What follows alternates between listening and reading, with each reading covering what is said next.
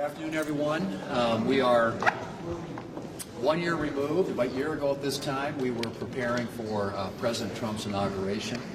And I think it's a good time to kind of reflect on the last year and the things that we've been able to accomplish together, working with the President, Republican majority in the House, Republican majority in the Senate.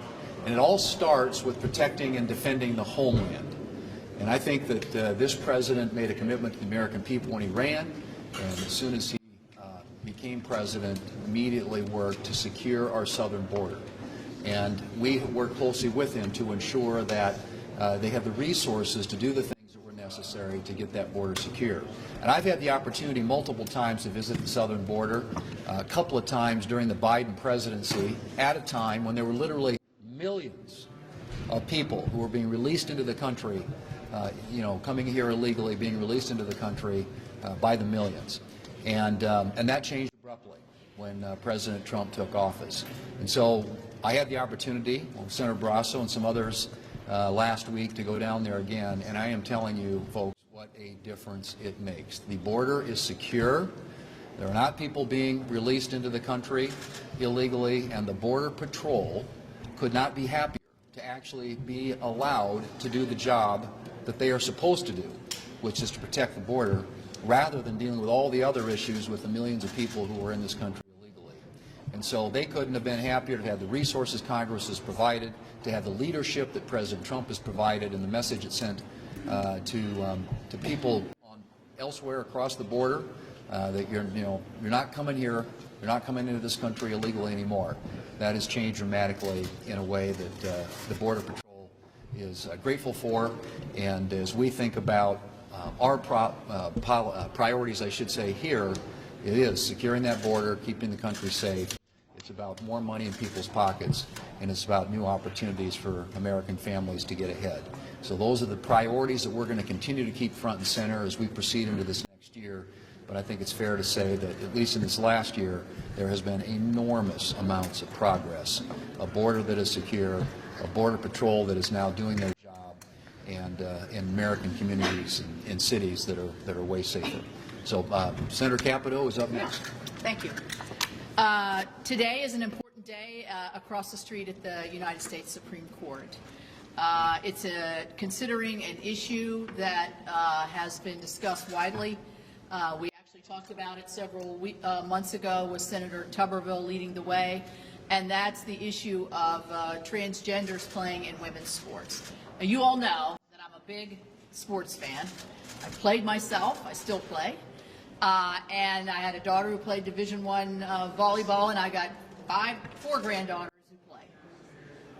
It's just not fair what we've seen happen, being allowed to happen. And 29 states across the nation have put into laws banning transgenders to play in women's sports. It's all the way at the Supreme Court, and the reason I'm talking about it today is our Attorney General, J.B. McCuskey, and his team argued the West Virginia law before the Supreme Court today. So we'll be anxiously awaiting what the Supreme Court rules on, how they rule, and what kind of bearings this will have on protection of sports for our girls and women, to make it fair and safe for our female athletes for the next generations.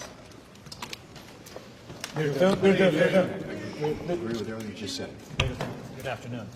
Is it appropriate for some Republican senators to argue that we shouldn't even have a debate tomorrow or Thursday on war powers because we don't have troops in Venezuela, therefore it's not applicable, and this should be washed away right away? We don't have troops in Venezuela. There is no kinetic action. There are no operations. There are no boots on the ground. And I think the question is whether or not there ought to be expedited consideration or privilege accorded to something that's brought to the floor that doesn't reflect what is current reality in Venezuela.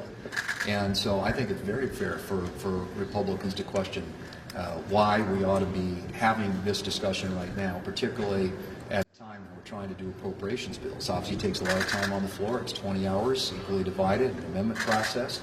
And frankly, to me, if you're looking at what the circumstances are in Venezuela today, it was a 2-hour operation. They were on the ground. They were out.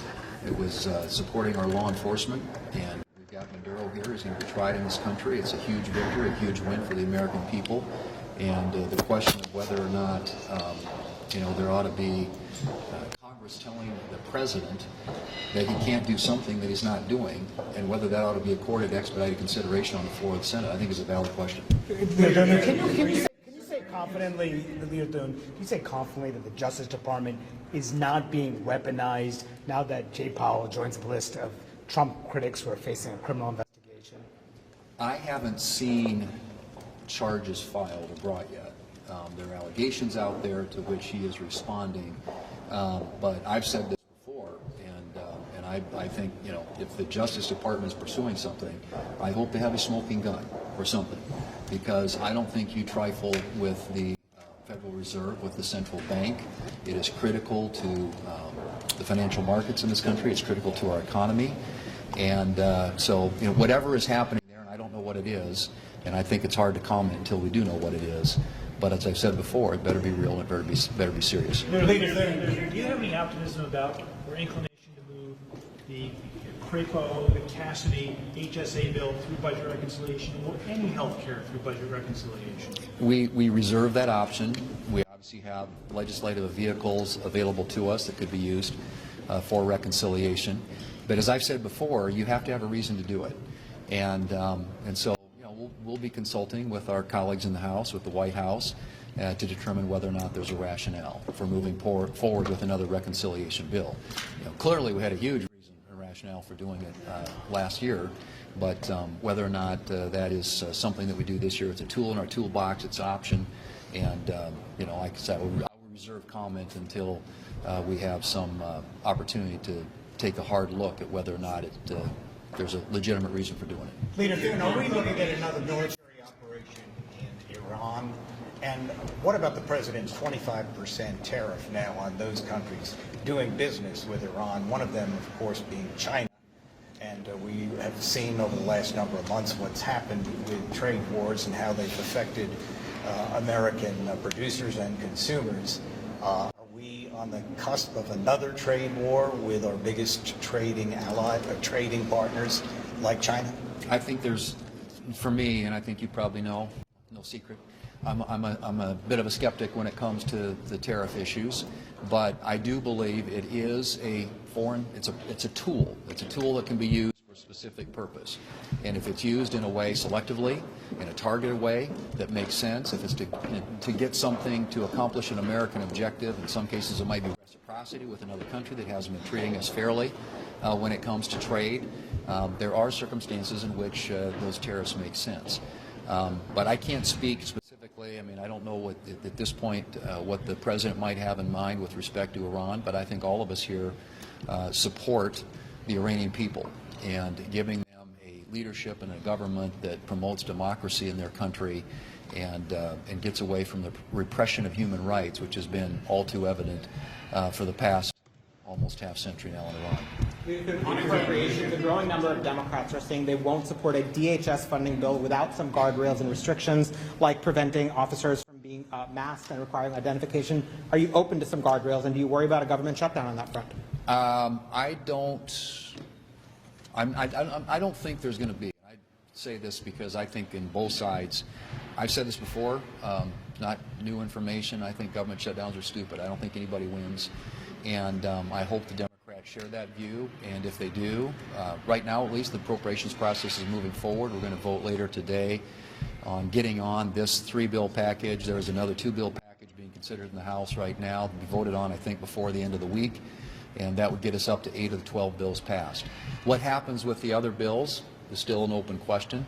But I'm hopeful we can move as many of them across the floor of the House and the Senate and get them to the President's desk under regular order.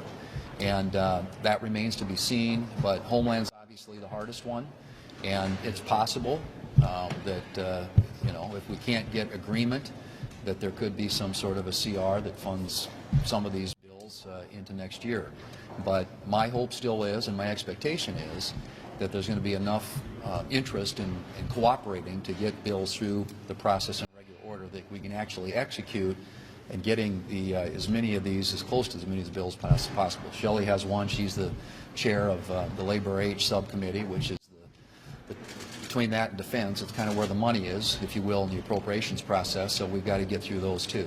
But my hope and expectation is that we'll have the votes necessary, and the House and the Senate, to transact these bills in the next couple of weeks before the January 30th, 31st deadline, and fund the government the old-fashioned way, the way we should be doing it. Thank you.